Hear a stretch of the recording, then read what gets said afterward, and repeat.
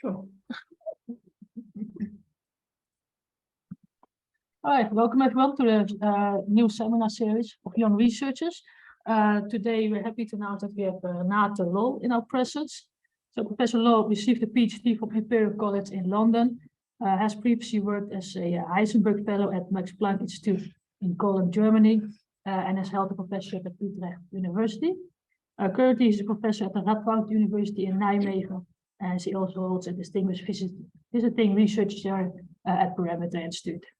Here she does research based on constructed spacetime from the bottom up with her method of causal dynamical triangulations. She's also one of the pioneers of this approach to non-perturbative quantization of gravity, so that of causal dynamical triangulations. And she was kind enough to make some time to teach us here all about this. So I also want to remind everyone that, as usual, in the chat we have a link. If you feel like you want to ask a question anonymously, you can go to the link and ask the question there, and one of the organizers will call them out to Renate. So then I will clear the stage and make room for Renate Loll. Okay, well, thank you so much for inviting me. So, I have a limited amount of time, and you have kind of probably various backgrounds and maybe familiar with bits and pieces of my story, but I try to, have something for everyone, for the less initiated, but also some new stuff and outlook for what we're currently looking at. So I should say, so of course I'm at Radboud, that's true, but currently I'm on sabbatical, and currently I'm at the Albert Einstein Institute in Potsdam, so that's why I put this here on my first slide. So let me start by kind of defining where I come from and how I think about quantum gravity. So my aim is to construct a fundamental theory of quantum gravity underlying classical general relativity, but I do it as a non-perturbative diffeomorphism invariant quantum field theory of dynamical geometry, and then of course study its properties primarily in a Planckian regime. So every word here is kind of important. The non-perturbative is important, the diffeo invariant is important, and the fact that it's a quantum field theory. So it's not a theory of extended objects, and that geometry is dynamical. So that captures things in a nutshell. And of course, we know that this is not an easy thing to do. It presents major technical, physical, and of course also conceptual challenges. So we have to deal with ultra-wide infinities, the absence of a fixed background space-time, and of course, devise appropriate numerical and renormalization group methods to work with such a theory, and as a minimum should be able also to rederive the classical limit. But ultimately, we are after phenomenology, right? Making predictions. So if this seems a very tall order, well, we are, of course, all ambitious, but I would like to convince you that this is possible, so that such a program is definitely in the course of being implemented. And I want to say that major advances towards this goal have been made in causal dynamical triangulation. So that's the name of the approach that satisfies what I mentioned here in this first paragraph. And I would say it's an approach that has advanced quite a bit, and it sets a concrete frame of reference. So beyond this kind of discussions of formal matters and inner progress in a specific approach, for what we may reasonably expect to be able to achieve in our quest of quantum gravity. So also to relate Planckian physics to real macroscopic observable physics. So why should you care? Of course, you should be all aficionados about quantum gravity, so I don't have to justify what I'm doing to this particular audience. But what we have got out of this particular approach are non-trivial and unexpected results, despite the fact that we have fairly minimal ingredients, and in particular, what I would call non-exotic ingredients. So there are no extra symmetries, no extra dimensions, what have you. So it's a fairly bare bones approach to quantum gravity. And we have importantly a functioning computational framework, which I call our lab. And it is essential to have this because we are able to evaluate quantum observables beyond perturbation theory. So, of course, a beyond perturbation theory, that's what gives problems usually. And one way to think of that is really as a technical toolbox that enables us to go further than perturbatively. So think of CDT, as being to gravity what lattice QCD is to non-abelian gauge theory. So a way to extract information about a non-perturbative regime, which we currently do not know how to get to by many other methods. Now, in terms of symmetries, of course, the theory is gravity is very different from a gauge field theory. In particular, we have diffeomorphism symmetry, and this is not a local gauge symmetry. But we have made progress in understanding how to implement this, and we also understand how to do this beyond perturbation theory again. So in particular, in a kind of lattice approach to gravity. Now, what's the demystification about? It's about the fact that people, often say as a one-liner, well, quantum theory and general relativity are just incompatible, in their very nature. Well, I don't think it's a very fruitful way of thinking about it, because I would say one is trying to do exactly this, to show that the fundamental principles of these theories are actually mutually compatible. And CDT, quantum gravity, is one way of realizing this. And, as Linda already said, it's kind of a bottom-up realization of quantum gravity. And we have already learned various things about how to do this. In particular, we are learning from this approach that causal structure microscopically seems to be essential. And gratifyingly, unitarity is realized in this approach too. So in terms of phenomenological predictions, eventually, I would believe that this approach is maybe closest if one is looking for making the connection to maybe saying something about early universe quantum physics, but of course derived not from quantum cosmology, where you're putting in symmetry assumptions right at the beginning, but derived from the full theory. So very briefly, of course, one could talk about this for very long. So what's the problem with quantum gravity? Now, the first, as the, of course, much used adage goes, general relativity already classically is a theory of space-time and not on a fixed background space-time. And of course, in particular, the first way it was studied was perturbatively, going kind of back to this fixed space-time idea by splitting the dynamical matrix, the Lorentzian G mu nu, into a fixed Minkowskian background and just studying kind of linear perturbations on this background. So then, of course, quantum gravity looks very much like any other quantum field theory, apart from the unpleasant fact that it turns out to be perturbatively non-renormalizable. So that's, if you like, is an old hat, and that's what we've known for 40 years. So the fact that this doesn't really work to give us a fundamental theory that would also be valid all the way to the Planck scale and maybe beyond,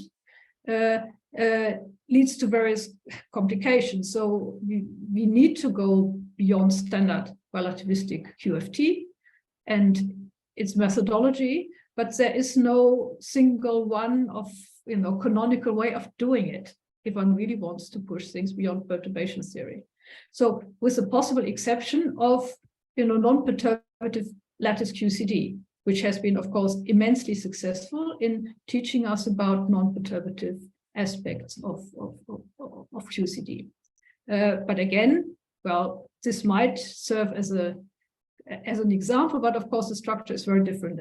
As I've already said, the symmetry structure is different, and one has exactly a fixed background.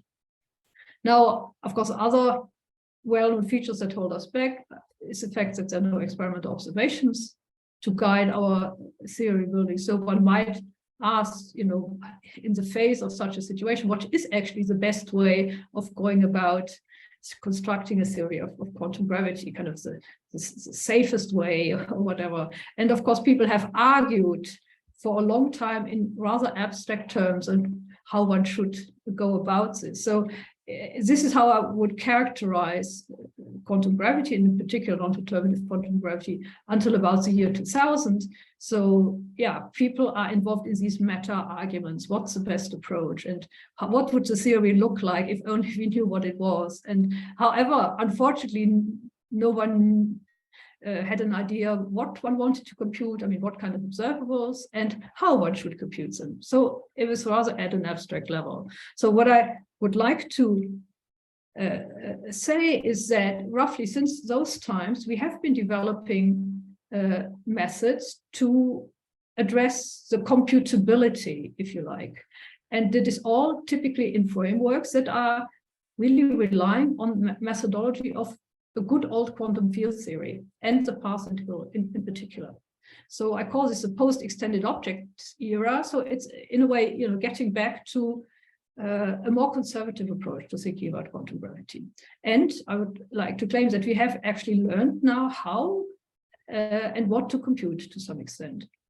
So if you are interested in more details and kind of more the general picture, I've recently written this, is a write-up of some lectures I gave last year on Corfu, and where I try, actually to review, the state of quantum gravity as I see it.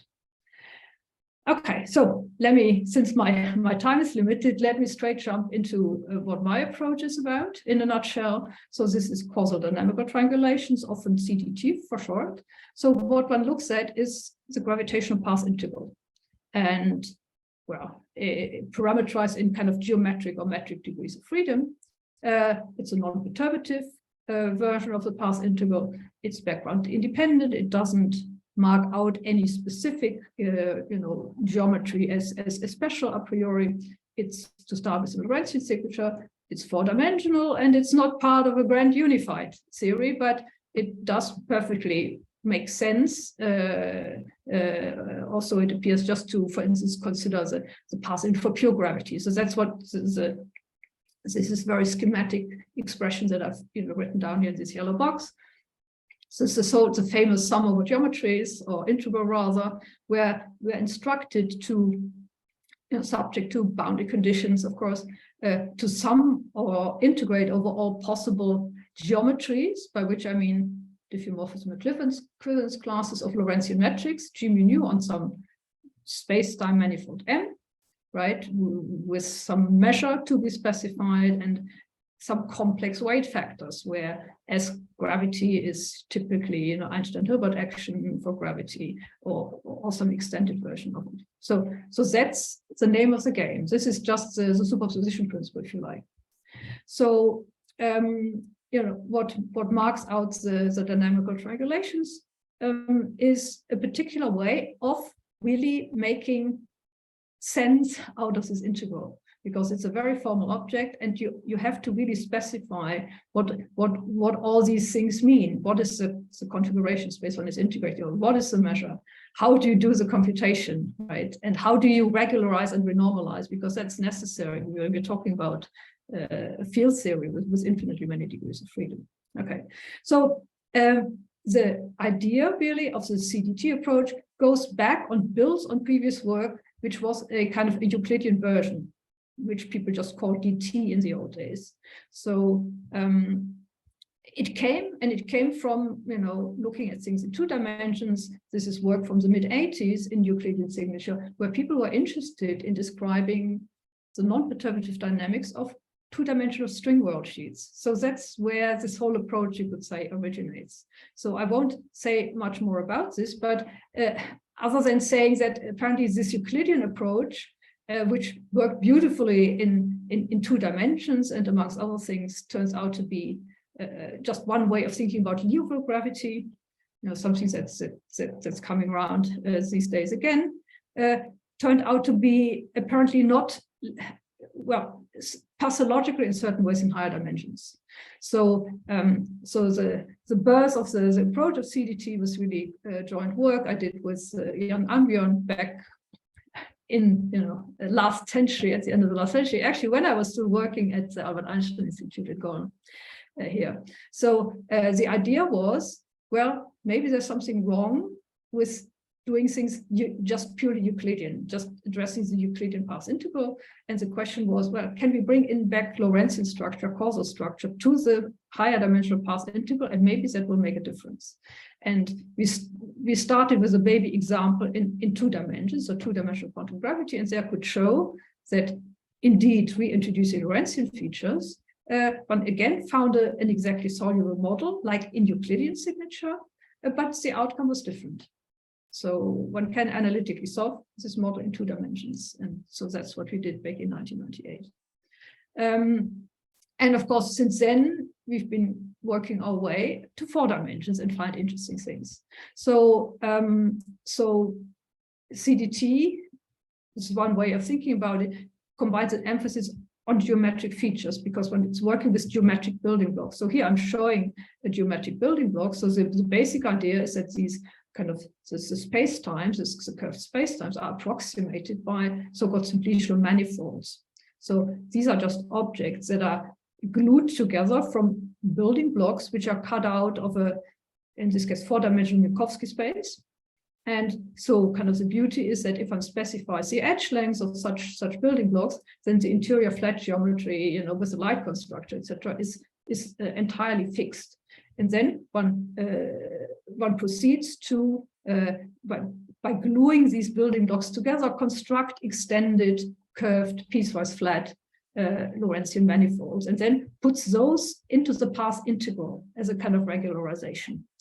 So the beauty of this particular way of doing it is that it doesn't rely on coordinates, as I say. So one is kind of working directly on this quotient space, what I call geometry, so Lorentzian metrics modulo diffeomorphisms. Now, so that's only part of the story, the regularization. So the other is, of course, adapting the standard quantum field theoretic methods to the case where there is now no fixed background geometry and geometry is dynamical, and one wants to go beyond perturbation theory. So so this is partly unexplored, uncharted territory, and it's relatively, simple ingredients, you would say. So how could we ever find new things? Well, because these methodologies haven't been combined, these ideas, previously. Well, it started in 2D, but then it was Euclidean signature and didn't seem to work in higher D. Now we have been doing things Lorentzian way, and we are finding interesting and completely new things and completely unexpected things for kind of Planckian regime 4-dimensional quantum gravity. So just as an aside, if you're interested in the 2D aspects, mathematicians, pure mathematicians have now picked up the theme of random geometry in a quite massive way. So if you're interested in how this all hangs together in 2 dimensions, I can point you to this preprint by Scott Sheffield. So it's a beautiful story in itself. Yeah, so is there a question? Yeah, I just wanted to ask what is the relation, because in spin forms, when you say Lorentzian, then you allow for negative volumes. So, but this is not what you do. We allow for what? We allow for what? For negative volume squares. For example, a time-like edge can be negative, but in Euclidean, this is not possible. You only have positive lengths. But this notion of Lorentzian is not what you mean here by Lorentzian. No, this is precisely what I mean here. This building block has edge lengths that are time-like in red and edge lengths that are space-like in blue. So the entire path integral is constructed at the level with Lorentzian signature, indeed. So all these simplicial building blocks are Lorentzian, and all the angle, etc., and lengths and the volumes you calculate, they're all Lorentzian and computed according to Lorentzian rules. But then, of course, we have an explicit Wick rotation that enables us to map all these onto Euclidean objects, which we need at least in 4 dimensions in order to do the integral with Monte Carlo methods. Okay, so you only sum over these that can be recrotated back. Well, rather I start with the Lorentzian objects and of course impose certain gluing rules on these to make sure, for instance, that they have a well-defined causal structure. And then the set of all those, I quick rotate, and there I do the computation. And then, of course, in the end, once I've even taken a continuum, etc., that is the philosophy. Then you kind of quick rotate back or try to interpret the results in Lorentzian signature. Okay. Right. So, and then the way you've drawn it, you don't allow for edges to be null, for example. This wouldn't be. We have just, in Euclidean DT, there is a single building block with all equilateral triangles. So we have, you can say, a minimal Lorentzian implementation where actually we have time-like and space-like links. And but it's just, we have just two types of building blocks as it turns out. So it's kind of minimalistic this way. And one doesn't lose anything by not allowing, say, null edges. Okay, thank you. Okay. All right. So let me continue a little bit on the theme of the regularization. Yeah, because so what is the general strategy here? Also to discriminate, I mean, to distinguish it from people who work with discrete building blocks, but never want to take a limit as these are shrunk away. So they don't think of them as regulator, but as fundamental objects that live at the Planck scale, and that they have, for some reason kind of guessed correctly. So the strategy here that I'm following is different. So this lattice structure, or this dynamical triangulated lattice structure, acts as a regulator. So we have a UV cutoff that is basically the edge lengths of these little building blocks, which we want to send to 0 in the end. So as one does this, I mean, one writes down the theory and writes on the path integral, one big rotates it, as I just said in answer to Johanna's question. Then one looks at the phase space of the resulting theory. That means one scans the behavior of the system as one changes the bare coupling constants that you put in the action, and you search for second or higher order phase transitions, because these, in kind of critical systems way of thinking about these systems, are places where a continuum limit may exist when you also renormalize Baer's coupling constants appropriately. And so the beauty of and this is also exactly the way one proceeds in lattice QCD. So one doesn't keep things discrete, but really goes for this continuum limit. And the beauty is that if everything goes well, when you find such a tuning to a, say, second order phase transition point, usually most of the arbitrary regularization prescription that you put into the regularized theory to start with, the dependence on those things will drop out. And what is left is kind of universal, a continuum theory with universal properties, and that's hopefully the correct continuum theory. Of course, that's not guaranteed, so it's not easy to show that such a continuum limit exists. Yeah, but this is the philosophy one is following here. So in terms of nonperturbative methods, it's just this is a lattice story. So it reaches where other methods do not or do not yet. Subject obviously to numerical limitations, right? My computer simulations, they must always be finite. If one is in 4 dimensions, one can just compare, say, 2 lattice gauge field theories, right? What they're able, the types of the sizes of lattice one is able to deal with there. So there are clear limitations, but it's just a point of working in a creative way with the natural numerical limitations one has, and nevertheless trying to extract important, physical information. So it's not a new idea. So in the old days, starting in the late 70s, people were very much inspired by lattice QCD, and just tried to put GR on a lattice so that it looked really like, lattice gauge theory. And what is handy to do there is to go to a first order formulation, because there you have a connection variable floating around. So that is then morally the analog of the gauge connection you have in gauge field theory, which you associate with edges of a fixed lattice there to end up with holonomy variables. And these are, of course, crucial in formulating lattice QCD. Yeah. So that's what was done back starting in the 1970s. People did this for gravity, the analog, and played around with various versions, simulated these, but never saw any interesting results.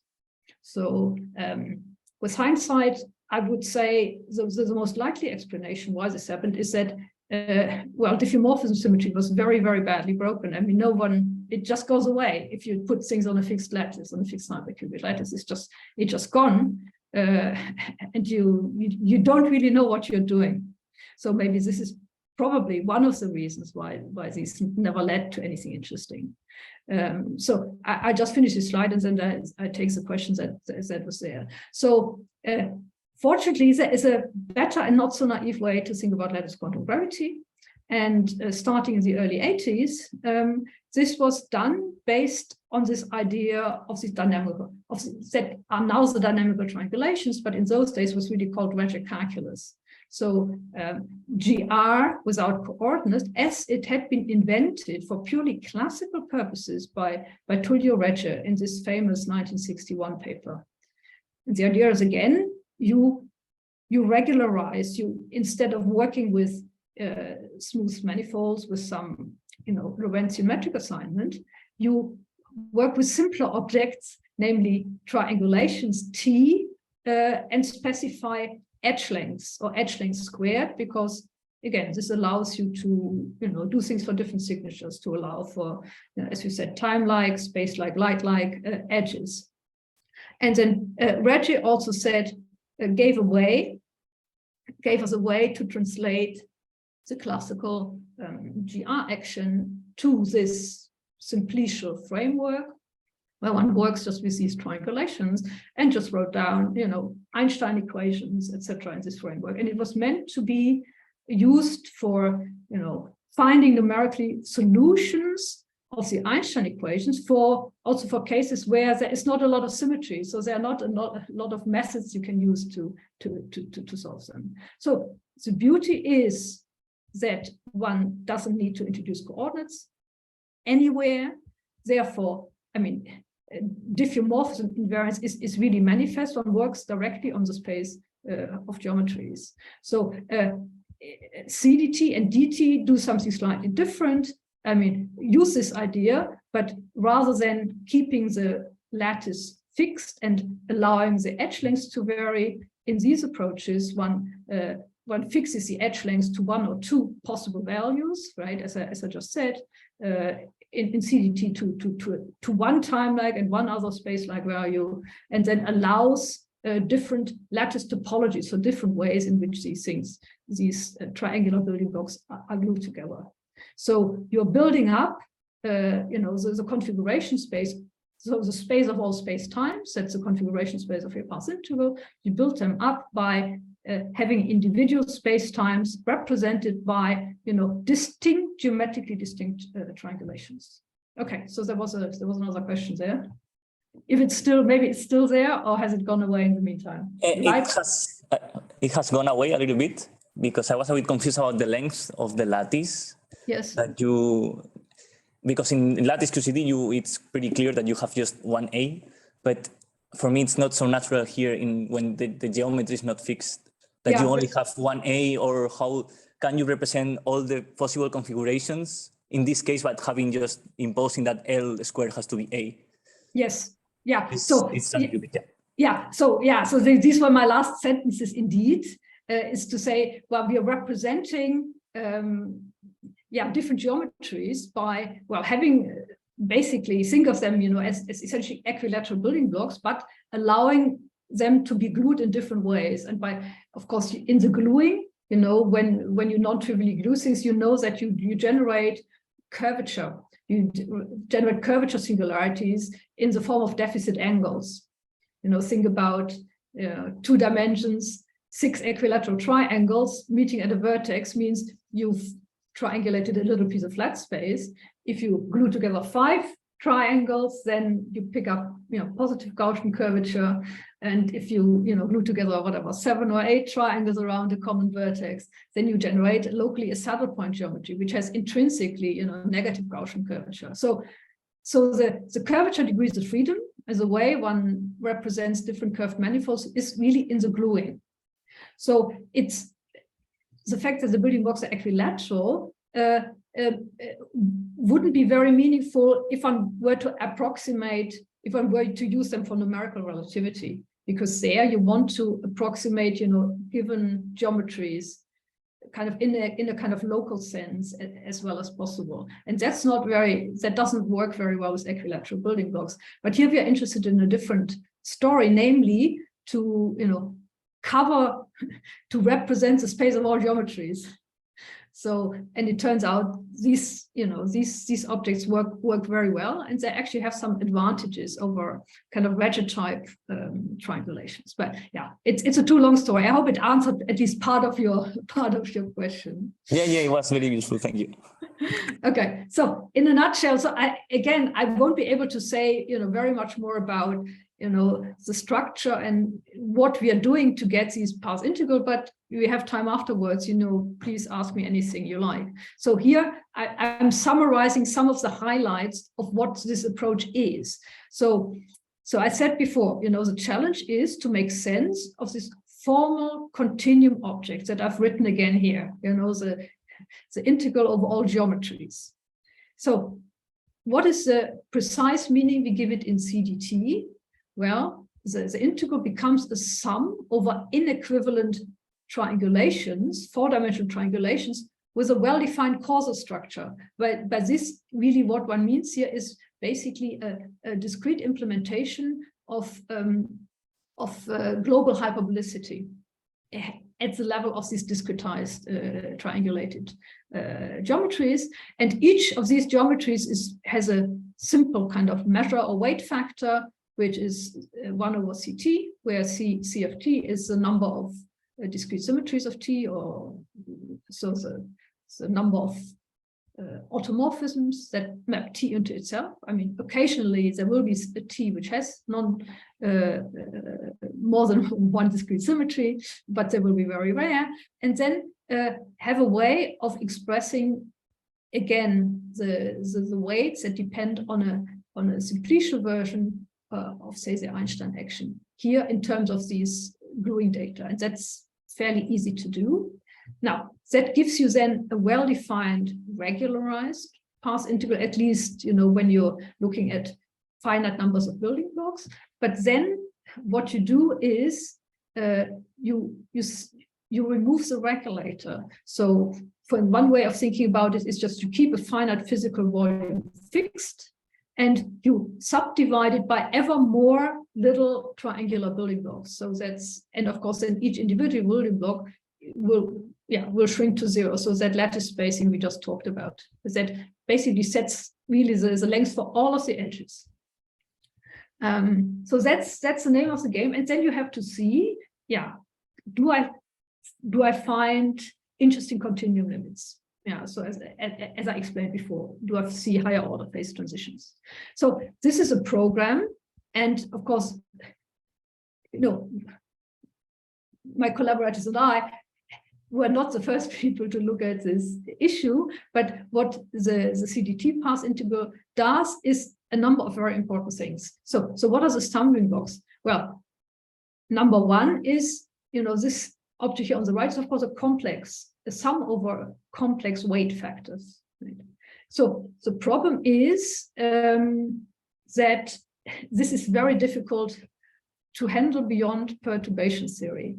And so what people have often done is in an ad hoc manner, just not started from this, but just started in Euclidean signature, which amongst other things has the advantage that one works only with kind of Boltzmann weights, e to the minus s Euclidean action, and to simplify the problem. So starting with Euclidean path integrals were made very fashionable, starting in the 1970s. through work by people like Stephen Hawking. But this never really worked beyond very, very simple cosmology models and say two-dimensional quantum gravity, where it also works. But the problem was always, well, first of all, it didn't work in higher dimensions again, but also you ask yourself, well, where is causal structure? Where is time? How will these emerge in the end, even if I could do the path integral? And now what we have in CDT is exactly a well-defined starting point, which is purely Lorentzian and well-defined as a regularized level. We do have a well-defined analytic continuation of these piecewise flat objects, which we're using according to the philosophy I just mentioned a few minutes ago. Now, a next stumbling block, essentially for all, I would say, continuum implementations of the path integral that people have worked with, is how to deal with the diffeomorphism symmetry that is always there if you work with whatever G mu nu of x's, or if you work with vierbinds, in some first order formalism. How to handle it? Yeah. So this is a technical stumbling block, but it's so difficult both in the canonical and also in the covariant approaches that one wonders whether it can be overcome in a non-perturbative way. So as I said, CDT has no residual symmetries of that type. So it really is a manifest diffeomorphism invariant way of formulating the path integral. Okay, now of course, even if I have now Wick rotated, and I look at this limit here, typically one has to be, well, this is a very divergent quantum field theoretic in a quantum field theory sense object. And what do we mean by the renormalization? What do we mean by the renormalization of a quantum field theory that is diffeomorphism invariant? So number one, understand how to handle diffeomorphism invariance, but also formulate the path integral in a way that this is not, very, very divergent in a way that cannot be handled by standard renormalization. And it's very easy to come up with versions of the gravitational path integral where the number of configurations grows super exponentially with the volume of the system one is looking at. And that means typically one gets to non-Borel summable partition functions, which we don't know how to renormalize uniquely, if you know how to do this at all. Contrary to that, so the CDT path integral, there is, well, in lower dimensions, in lower than 4 dimensions, the CDT path integral is that is known to be an exponential bound of the number of configurations. And in 4 dimensions, there's very good numerical evidence there is such an exponential bound. Although the mathematicians haven't yet been able to show this, it's a very hard problem. Okay, so how do we do the computation? I said, well, we are using Monte Carlo simulations, and we couldn't do those if we didn't have this big rotation here. But yeah, cutting a long story short, so this allows us to get quantitative results in higher dimensions, but well, in any dimension, really, I mean, 2, 3, and 4. And what I already mentioned very early on, discrete approaches, I mean, also putting gravity on the lattice. In old approaches, people never really paid attention to the fact that this must be done in a way that satisfies reflection positivity in order that a unitary theory comes out. So, and CDT is indeed reflection positive in that sense, but there are not too many approaches that are that. Yes, there's another question. Yeah, I just wanted to ask if you could elaborate on this reflection positivity. Typically, I know that from Euclidean QFT, and there it similarizes unitarity, but why do you expect that to be to remain valid in the Lorentzian case? No, it's the same concept. It's you know, of course we have it's a property you show the Euclidean theory to have. This reflection positivity, and this is just also what you require in lattice theories on fixed fixed lattices. So it's a technical condition, right, with respect to a notion of time. In our case, we have a kind of proper discrete proper time slicing, and it's just a technical condition on the discretized path integral that is satisfied here. So it's shown in our very earliest papers, and if that is present, it's almost automatic if there's a continuum series that it is indeed unitary. So, but I think it's the same. It's the same flavor of reflection positivity as what you find in other theories. I mean, in fixed background theories. So yeah. So this is shown. This can be shown here. And I just want to say, well, many approaches don't even think about it, and sometimes with arguments, oh, maybe we can do without unitarity because this is theory of geometry. I don't think that is really true. I mean, if you want to come up with a kind of a quantum field theory of quantum gravity, if you're not addressing necessarily, cosmological questions and issues about, is there an external observer? I mean, it's just really in terms of, yeah. I mean, well-defined theories, are usually required to be unitary. So whether we are able to, look in detail at, difficult question, what happens near a black hole? I don't know. I don't know whether we can do this, where people argue about whether these are unitary or non-unitary processes. But I'm just pointing out that here there is basically in the underlying structure is something built in that suggests very much unitarity for whatever this theory can describe. Okay. Great, thank you. So I'm taking it that I can use more than 45 minutes, if I answer questions. I'm very happy to answer questions in between, in addition to at the end. So, but I may run over the 45 minutes in that way for sure. So to results. So that's all I say about, I had to say about the formalism. So we have, a computational framework. So what can we do with this framework? What are the type of things we can compute and analyze quantitatively? So, and there is where, the theme of observables comes in. So quantum observables. So everything we extracting from our computer simulations are in the end kind of spectra of certain quantum observables we've implemented in this very, non-perturbative quantum fluctuating regime. How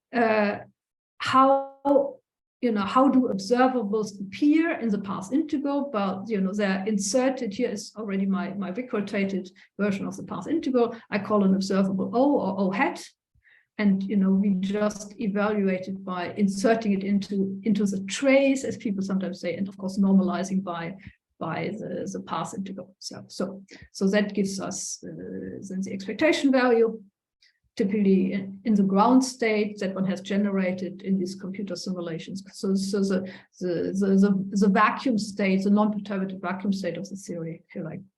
Now, what has to be taken note of is that where, if you do, see gauge field theory or quantum version of gauge field theory, in the continuum on the lattice, I mean, an observable would be just any local scalar.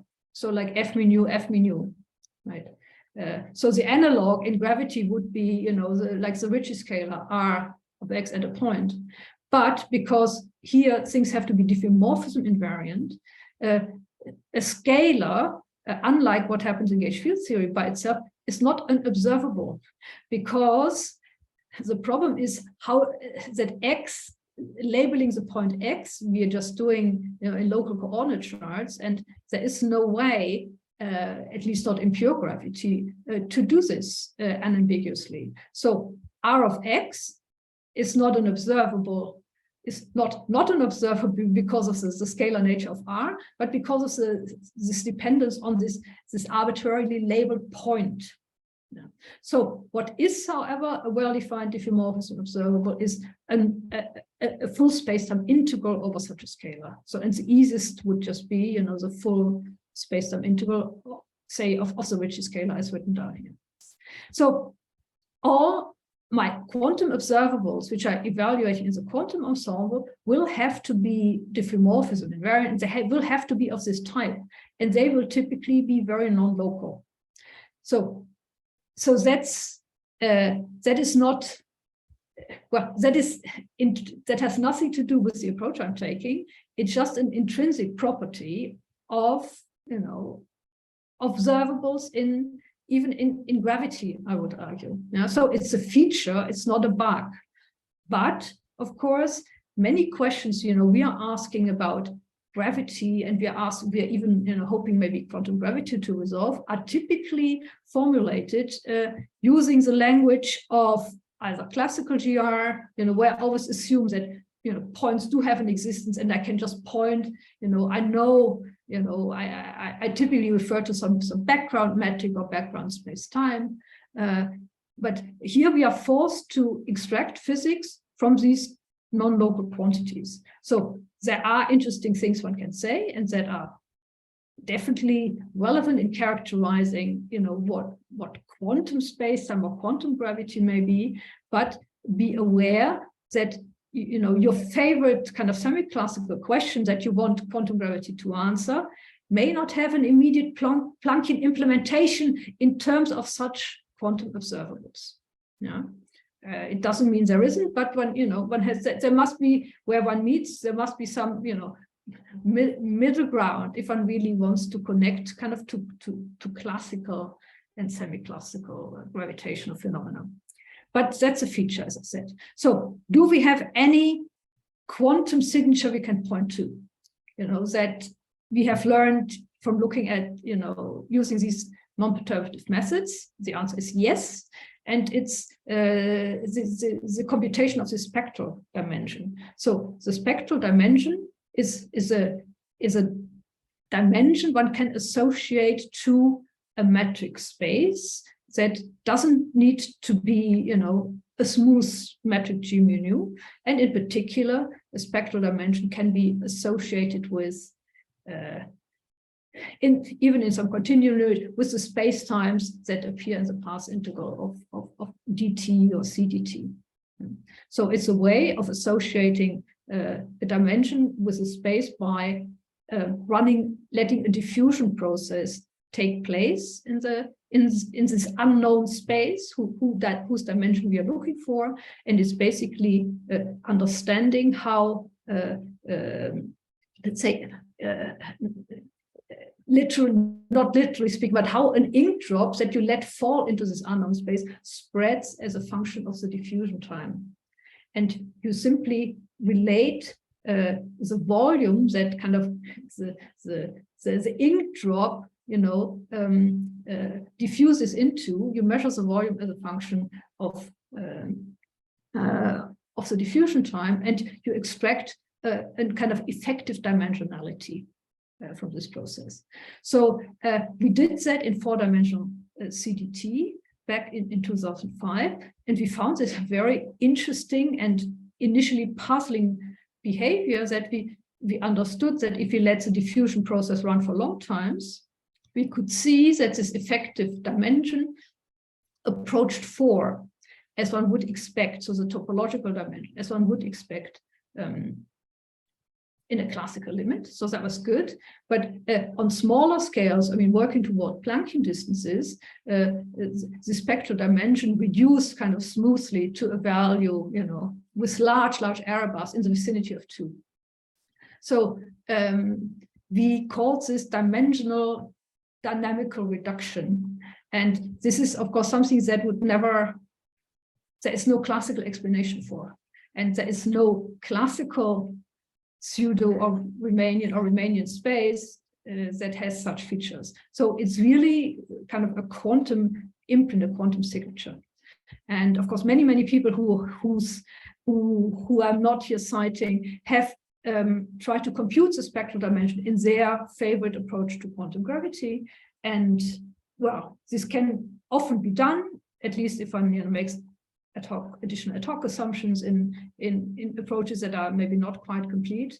And yeah, so all of these results have been collected by Steve Carlip in a bunch in various review papers with the speculation that maybe this dimensional reduction could be a universal feature of quantum gravity. And what I want to highlight is, and also why people get excited about this, is that we were never able to calculate anything in quantum gravity. So here now is a number, that people could try and calculate. So I think of it as a non-perturbative analog, of the famous Hawking formula for the entropy of a black hole, right? So, everyone who is a self-respecting, at least, quantum gravity person tries to reproduce S equal to A/4. Yes. So, but this is, of course, including this original derivations, this is all very, well, we don't really know. It might be just an intrinsically semi-classical effect and have nothing to do with quantum gravity proper. But here the spectral dimension is something where one generally is probing a Planckian as a Planckian regime. And one believes that is really an imprint of very non-classical underlying, geometry, for a better way. So, okay, so this is one signature, but of course, to understand what comes out of simulation, what constitutes really quantum geometry in 4 dimensions, it's not enough to talk about dimensions because it gives us only a very rough idea of space.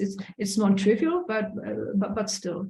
So here comes, just in a single slide, kind of the one key result that comes from CDT, where we've now measured another property or several other properties, but let me zoom in on what I call the average shape of the quantum geometry as it's really generated in a non-perturbative regime by these simulations. So what we're finding, so the quantity we are monitoring is the 3-dimensional volume as a function of this proper time notion that we have in our approach. So since all our universes, are being simulated on a lattice, of course, they always have finite volumes, and they have also finite spatial slices of finite volumes, and these volumes can be measured quite easily. And if you evaluate kind of those 3 volumes as a function of t in the sense of expectation value on our ensemble, then we can match kind of the curve or the average shape beautifully, it turns out, with that of a classical de Sitter space. So we call this a volume profile. I'll show you some curves later. So so that's very interesting because we never put in any symmetry assumptions. We even putting in a different topology. We are putting in an S3 cross S1 topology, and nevertheless, the quantum dynamics drives us towards something that wants to be an S4, so which is of course a Euclidean de Sitter space. So Euclidean because we have Wick rotated and we are doing these. We are performing these simulations after the Wick rotation for the Euclideanized path integral. So it's at the end of the story. So have we reproduced de Sitter space, from first principles? No, that would be vastly overstating what we have found. What we found is very non-trivial, but one should realize that just looking at the volume, of a geometry is just like a single mode of the metric, a single aspect of the full, geometric degrees of freedom one could look at. So we have shown that this 3-dimensional volume, you can think of it as the global, the constant mode of the conformal factor, and that we have matched beautifully, including actually its quantum fluctuations. So, but it doesn't at all mean that our space describes, a space that locally is described by the line element of a Euclidean de Sitter space, so which I've written down here. So we do see this cosine dependence for the overall shape, but the local geometry is definitely still very, very quantum fluctuating. So this result should not be misunderstood. So then the question, of course, arises, so can I say more about, the local geometric feature, not just the global shape of what I call, quantum universe or the quantum vacuum state? And of course, what comes to mind is, since we're talking about a comparison with a classical de Sitter space, a classical de Sitter space is distinguished by being a constant curvature space. So is there any way in which we can say, you know, our quantum universe, maybe in some average sense, you know, is something like constant curvature space? Does it have, what kind of curvature does it have anyway? So it's totally, to start with, it was really totally unclear how to even define curvature. Because, you know, if I just take the classical definition, this is of course a, you know, a second order differential operator, function of, you know, the metric and up to second derivatives, and we don't even know what this is in a non-smooth metric space like these piecewise flat objects. But yeah, so moreover, we are still taking a continuum limit of those objects, and then what comes out are objects that are individually, you know, like nowhere differentiable geometries.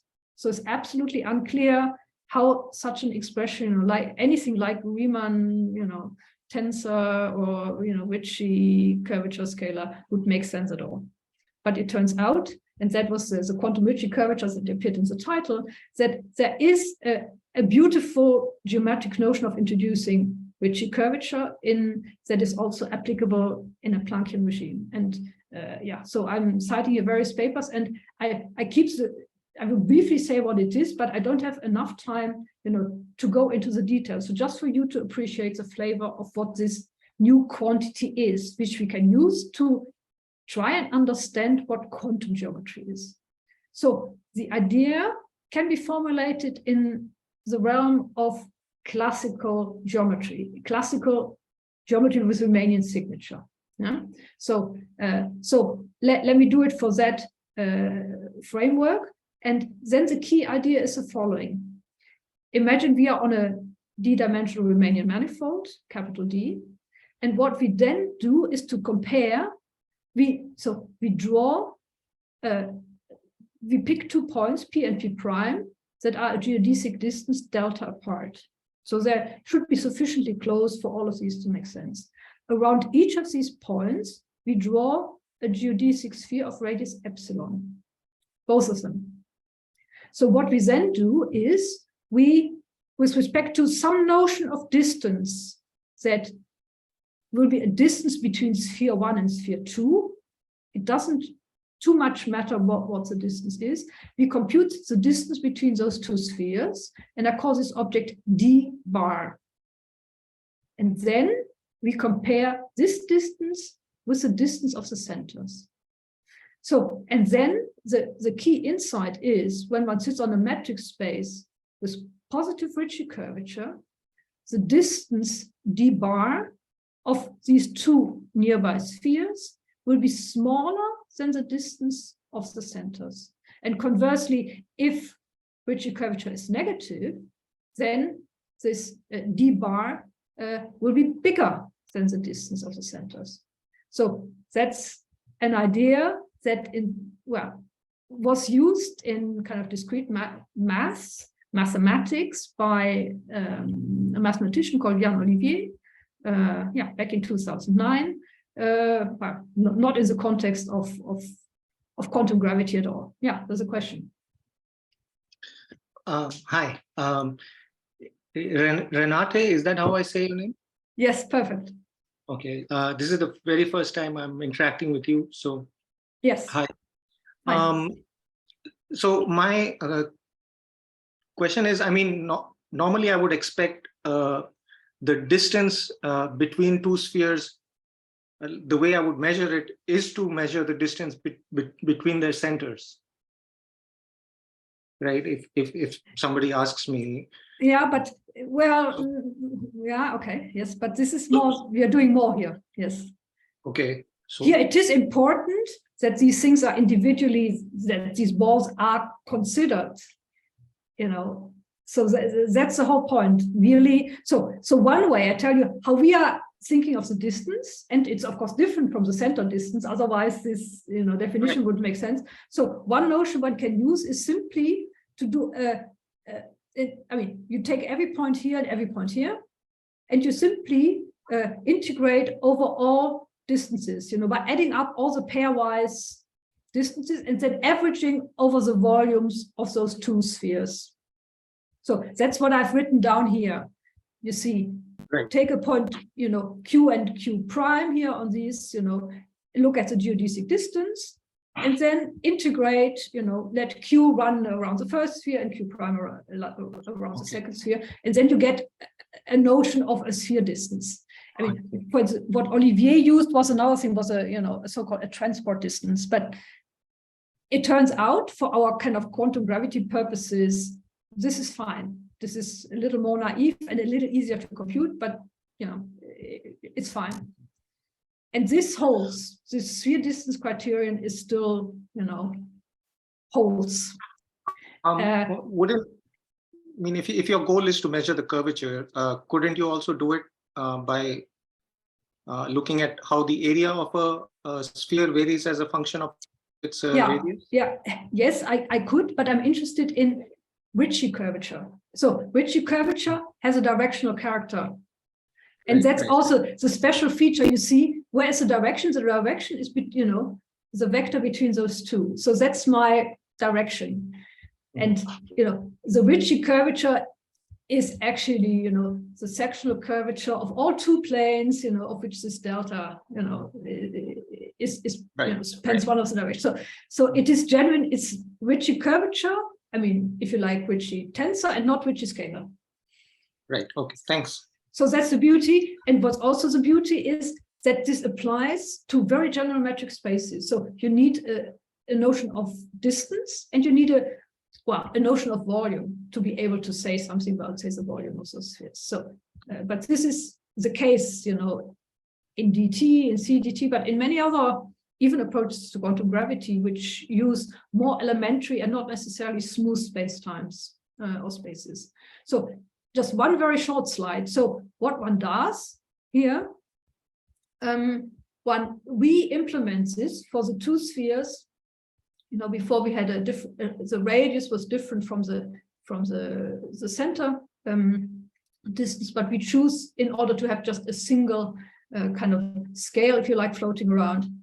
We choose those two things equal. So we apply this prescription of sphere distance divided by center distance to the kind of pairs of spheres that look like this.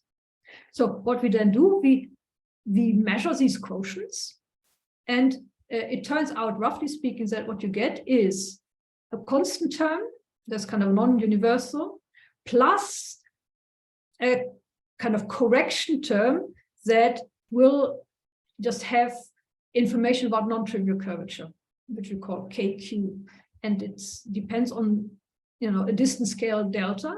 So this object we extract from here by just looking at how this thing is non-constant as we let delta grow, the spheres, or let it vary in a range. We extract deviations from constant curvature. So, sorry, not constant curvature, from zero curvature. So if I evaluate this quantity on a space that doesn't have curvature, then it will just be a delta independent constant everywhere. But otherwise, if it's positively curved, then I will find here, it will go beyond. I mean, the curve will go down, and conversely for negatively curved spaces. So it's a long story. One justifies that, one can perfectly apply this to nice, smooth Riemannian spaces. And one then, for instance, can evaluate just what this quantity is in terms of Riemann coordinates, and really finds it is a constant plus, writing down a power series in delta for small delta, a first order correction term, or second order rather, in delta, which knows about Ricci curvature and Ricci scalar, plus higher order terms. So this justifies, why this is an adequate notion of, what we call curvature, Ricci curvature, in a much more general context. As I said, metric spaces, which only need, distance and a kind of an underlying measure. So as I'm repeating here, so you've heard it now many times. So we've tested this, very much in simple systems, nice lattices, not so nice lattices, Delaunay triangulations, and finally ending applying it to these toy models, two-dimensional toy models of quantum gravity, where the geometries look very wild. So this here, this was a picture I showed before. This is a typical configuration that appears in the two-dimensional Euclidean path integral.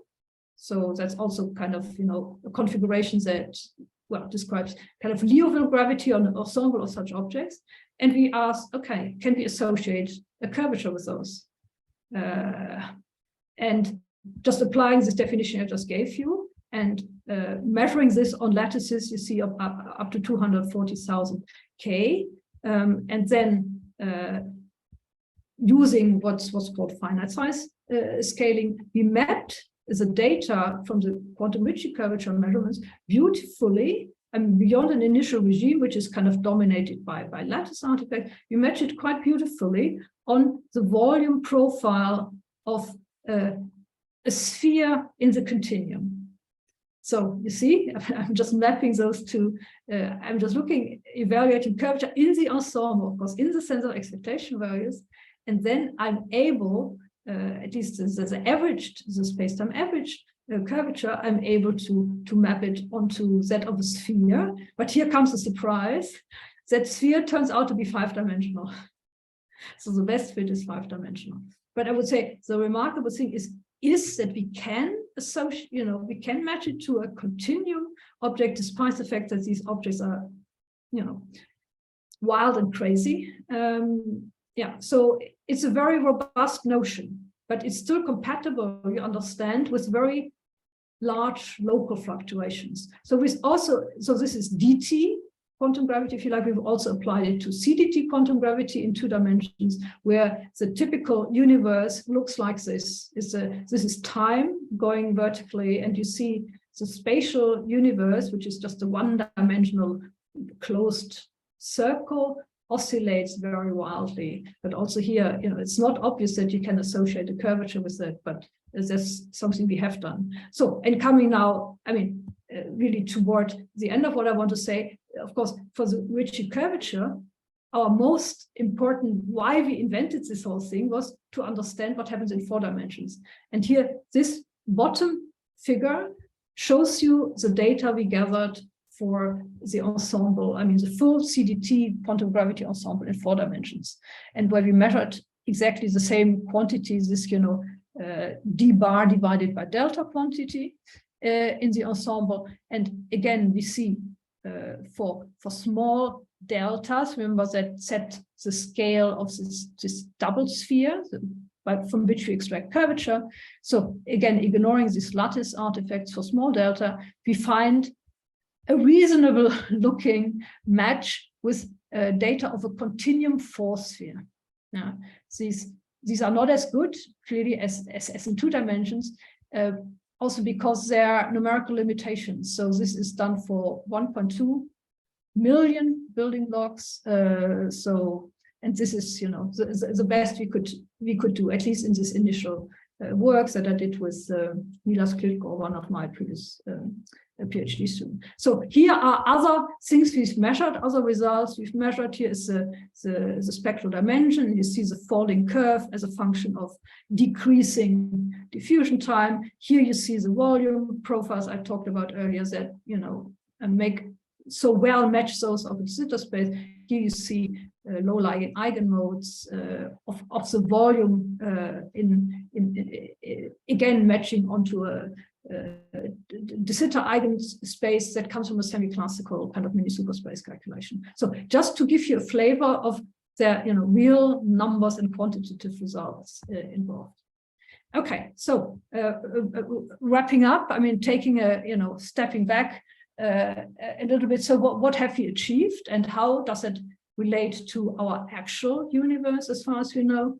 So CDT predicts a universe with positive lambda, positively normalized cosmological constant, so which is extended and 4-dimensional on large scales. So this is really it's an outcome. It's nothing preordained, and there are many.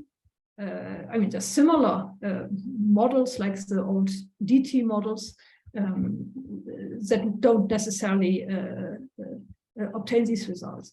And moreover, so whose shape, as I pointed out to you, and average curvature are compatible with those of a de Sitter space, again, in the sense of expectation values. So one must really understand what it means. It doesn't mean that a nice, smooth de Sitter space is what comes out of these, of how we can describe this this vacuum state. So it's still very, very much quantum fluctuating.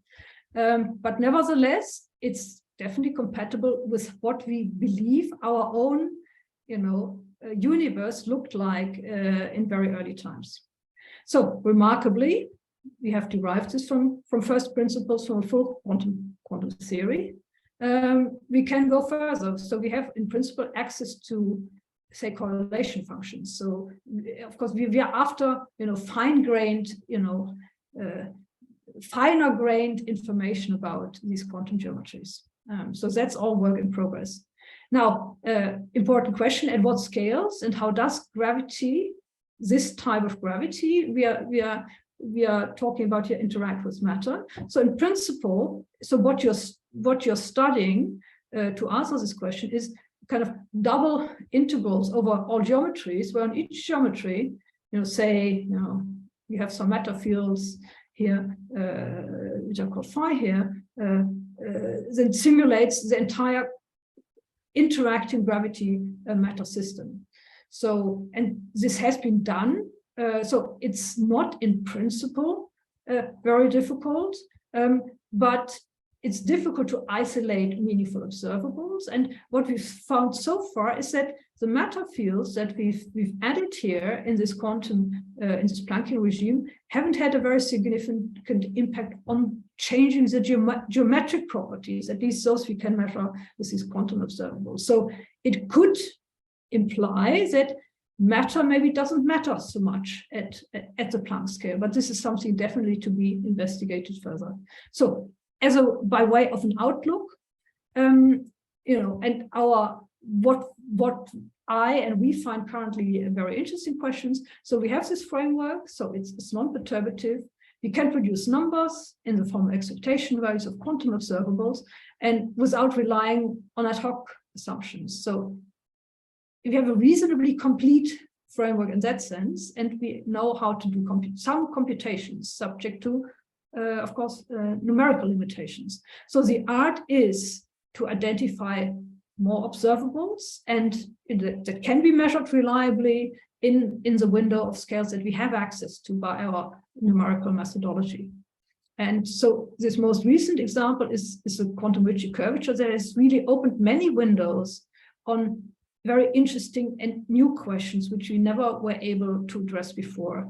So, and I just want to say, mention a couple of things where we are in the process of putting it to good use to understand more about the quantum gravity. So, for example, so this Ricci curvature, this is work I'm doing with a postdoc here in Berlin, former postdoc of mine, Giuseppe Clemente, is, imagine you're putting in a particle into your geometry. You want to understand, what effect it has locally. So now we have a notion of Ricci curvature that has a direction sensitivity.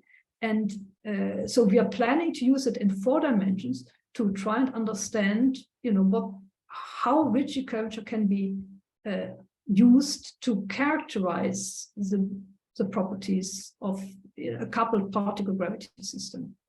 And why would one want to do this? Well, one reason is that in one of the phases of the CDT model, the so-called bifurcation phase, one sees a kind of spontaneously, dynamically generated structure that looks kind of like a string of something, in space-time. And so it could be something like a particle or some, quantum gravitational version of a particle, or perhaps a Planckian version of what one might want to call a primordial black hole. So, but how do we understand, again, we should be measuring what gravity is in the vicinity and how this object influences, in its vicinity, the surrounding space-time. So there, again, quantum Ricci curvature could come in handy. We are starting also to compute two-point functions, curvature two-point functions. So this is already, it sounds quite like what people, I'm thinking now of the Leipzig crowd. Some of you looking at, doing QFT on curved spacetimes. So here we have a kind of, naturally we would like to compare things to the sitter background. But of course, as you know, it's very difficult in the continuum to, beyond perturbation theory to compute what two-point functions are. We are hoping to be able to measure such quantities in the non-perturbative regime, and we have started doing that actually in 2 dimensions. So there is some maybe convergence of what one could do and compare. Now, final slide. Hopefully I've convinced you that there is genuine progress in thinking about quantum gravity in the sense of a quantum field theory, non-perturbatively, with adapted methodology adapted to dynamical geometry. So we have really progressed beyond just comparing approaches and started to compare observables and results. So the spectral dimension I showed you is an example, and I in particular I want to highlight as a method where one can try and compare results is what's coming out of functional renormalization group methods in this asymptotic safety approach well, some of the people in the audience are familiar with, and I especially want to highlight the work of my colleague at Radboud, Frank Saueressig, who is a key figure in this approach. And there is a lot of activity at Radboud currently, people talking, CDT side to the FRG side and trying to understand, how we can converge. And so I think it's an extremely healthy development in quantum gravities that things are going this way. CDT quantum gravity in particular is a rare example of space-time emergence. I'm talking about this de Sitter space, including all the health warnings I gave you, but still, many people talk about emergence without ever showing that anything emerges. And it's very, very non-trivial to have anything emerge. So that's should be kept in mind. Work in progress, in addition to what I have already said. So I'm investigating with a PhD student of mine, Agustin Silva, ways of measuring homogeneity. If you have a kind of, it's like going beyond the expectation value of the average of a quantity, let's say, like the Ricci curvature, trying to assess how big are the quantum fluctuations, and is there a scale above which one can really think maybe of this, quantum vacuum as being approximately homogeneous. So that would be very interesting, because again, it would give one a quantitative handle, comparing with kind of true, nice classical, de Sitter space.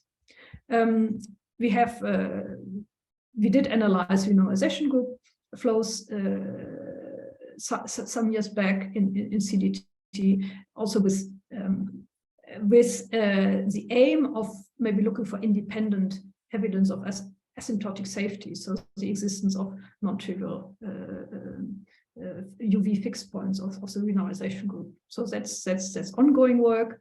Curvature correlators I have already mentioned, starting in 2D, and this involves a master's student of mine, Jesse van der Duin. Now, so there's plenty of stuff that's in the pipeline. The ultimate challenge is, of course, also matching these very non-perturbative results we are extracting from these really truly Planckian systems to, semi-classical and perturbative observables. So that's a challenge that's a challenge for both sides, to identify kind of common ground where one may be able to, with judiciously chosen observables, maybe to make comparisons and say interesting things. So watch the space. And here are references of two reviews, one older on CDT from 2012, and a more recent one that I published in CQT. So with that, I want to thank you very much for your attention and stamina listening to me. And yeah, thanks. Thank you very much for this talk.